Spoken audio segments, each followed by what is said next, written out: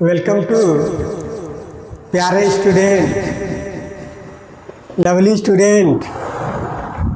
जैसे कि आप जानते हैं कि मैं आपके उम्मीद के किरणों को आगे बढ़ाने के लिए हमेशा अथक प्रयास करते हुए आ रहे हैं, सिर्फ आपके उज्जवल भविष्य के लिए।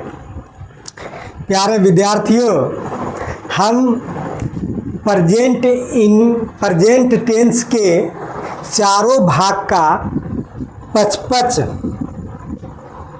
भाग करके बताए हैं पूर्व में। टेंस का 3 भाग में एक भाग आपको बता दिए हैं। अब दूसरा भाग है पास्ट इंडेफिनिट टेंस। क्या है? Past indefinite tense. और तीसरा क्या होगा? Past imperfect tense. Future tense. भाग 3 ही है। एक भाग आपका पूर्ण रूप से बता चुके हैं, उसमें जितना भी भाग होता है। दूसरा भाग जो है आपके सामने लेकर के आए हैं, उसका नाम है past indefinite tense. Past indefinite tense ये दूसरा भाग है। और आपको बता दें कि यह अफर्मेटिव है। यह क्या है? अफर्मेटिव है। प्यारे विद्यार्थियों, पढ़ाई सब कोई करता है, ऐसा नहीं। कोई अपने आप को विद्यार्थी कहने के लिए नहीं छोड़ता है कि हम विद्यार्थी नहीं हैं। उसको अगर कह दें, अगर पढ़ रहा है और विद्यार्थी कह दे तो बहुत खुश होगा, लेकिन विद्यार्थी वाला उसके अंदर आचरण रहना चाहिए। विद्यार्थी बहुत सुंदर शब्द है और उनके जीवन के लिए बहुत सुंदर शब्द है। जैसे यह शब्द हट जाता है उनके जीवन से तो लोग समझ जाता है कि वह पढ़ना छोड़ दिया है, और जैसे ही वह छोड़ दिया है तो उसका ज़िंदगी जहाँ तक है वहीं तक रह जाता है, उससे आगे नहीं जाता है। भले बिजनेस कर ले, जो कर ले, करना है जो कर ले, बहुते लोग करता है, ऐसा कोई बात नहीं है। लेकिन जिस टाइम आपको विद्यार्थी शब्द हटेगा और पढ़ना, जिस समय आप उसको स्टॉपेज कर लीजिएगा, उसी दिन से आप समझ जाइएगा कि आप जितना पढ़े हैं उतने तक रह जाएगा, आगे नहीं भागेगा। ठीक है? तो हम यह कहेंगे कि सिर्फ नाम का विद्यार्थी मत रहिए, नाम का विद्यार्थी नहीं रहिए। इस संबंध में हम कहेंगे सिर्फ सांसें चलते रहने की जिंदगी नहीं कहते, सिर्फ सांसें चलते रहने की जिंदगी नहीं कहते। आँखों में कुछ ख्वाब और दिल में उम्मीदी होनी चाहिए। बैठे बैठे काटने वाले विद्यार्थी का जिंदगी ऐसा ही होता है।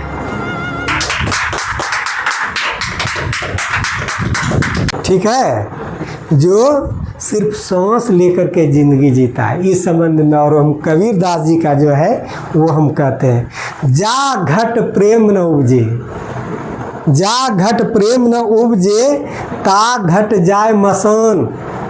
जैसे भांत लोहार का बिना प्राण लेत श्वास। ठीक है?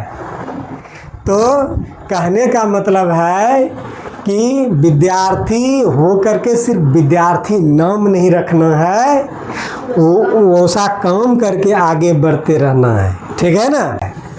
और लोहार के बारे में कबीर दास जी का कि लोहार के पास जो है एक भांति होता है। ठीक है?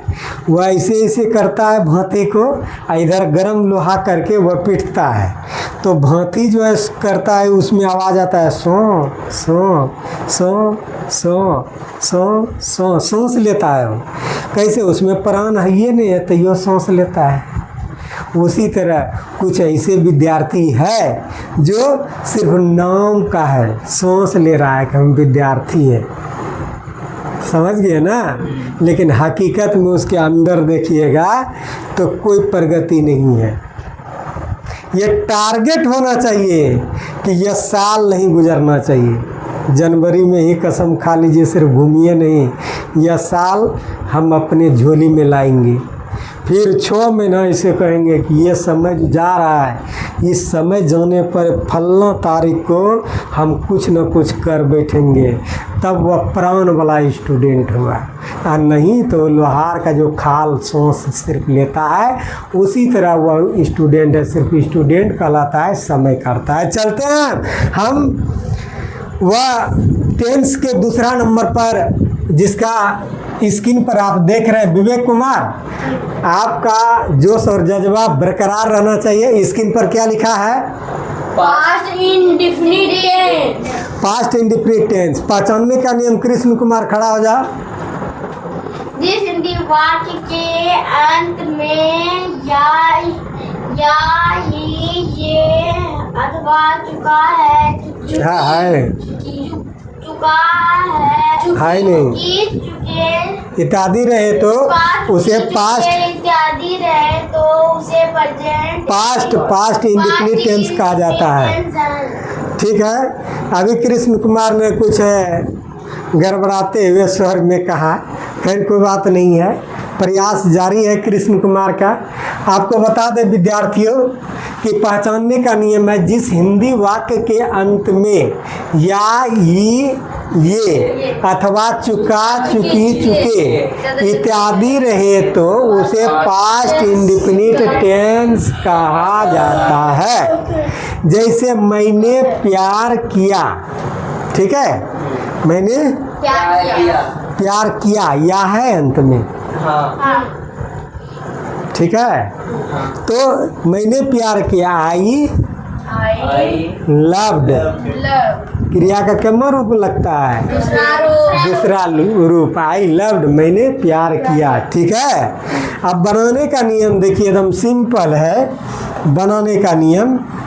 सभी कर्ताओं के साथ, ऐसा न घी सीट एक नाम के साथ, सभी कर्ताओं के साथ did लगाया जाता है। सभी कर्ताओं के साथ क्रिया का दूसरा रूप लगाया जाता है, V2। क्या लगाया जाता है?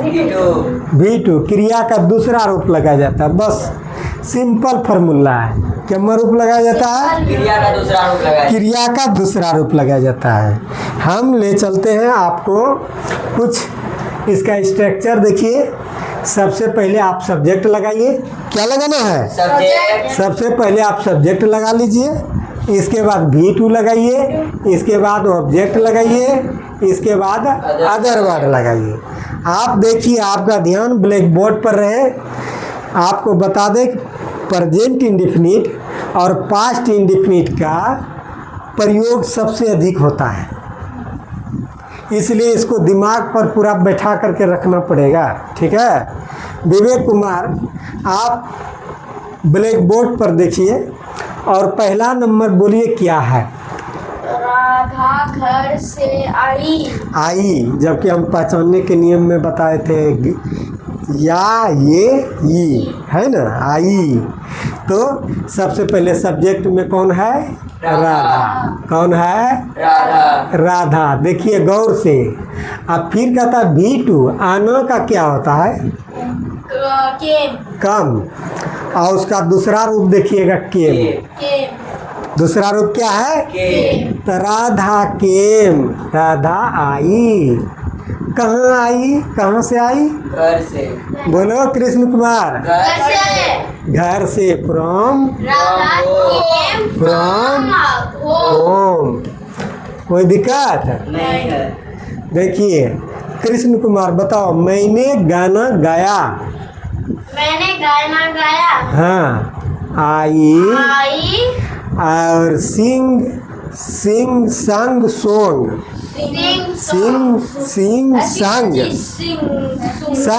दूसरा रूप क्या आता है? SUNG।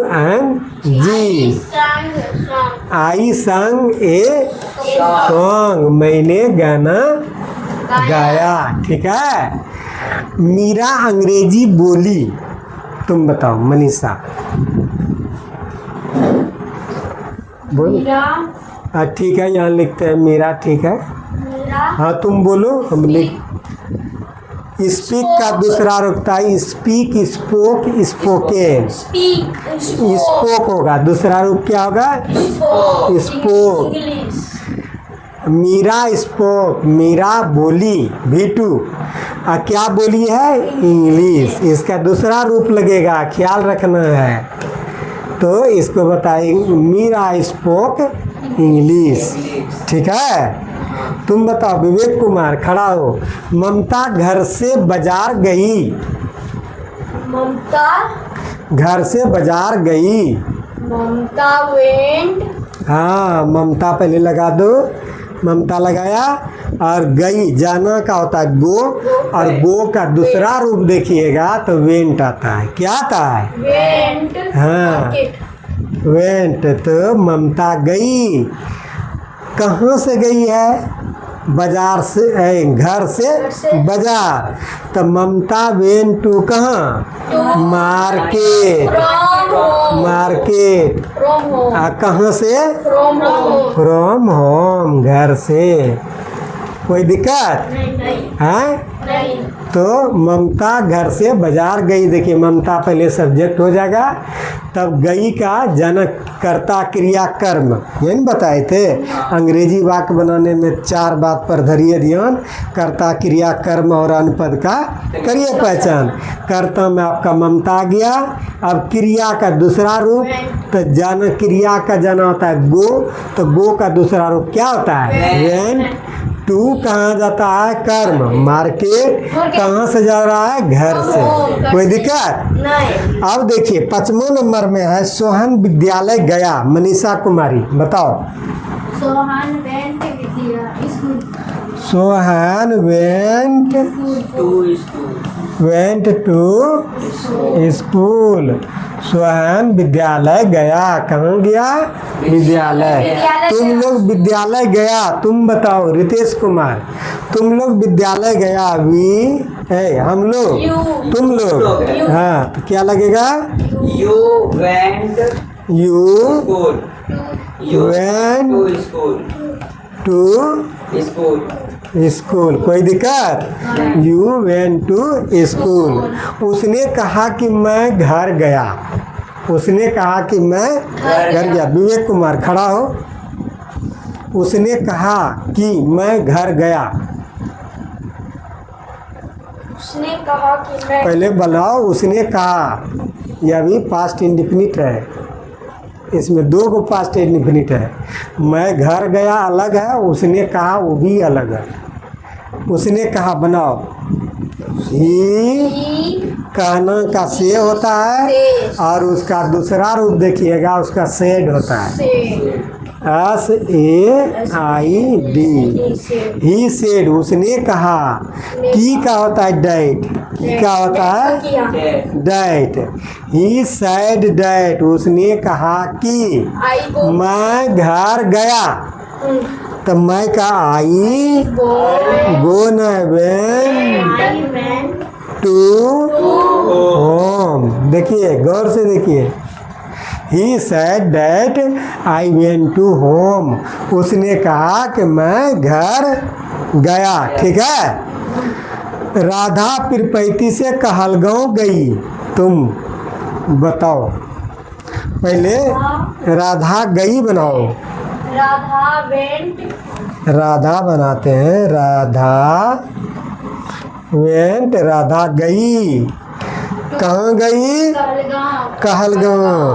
पहले लगाओ कहलगांव। टू कहलगांव, हाँ, KAL Kahalgaon. Kahalgaon. Radha went to Kahalgaon. कहाँ से गई? फ्रॉम पिरपैती, फ्रॉम पिरपैती, पैती। ठीक है, पिरपैती। तुम बताओ विवेक कुमार,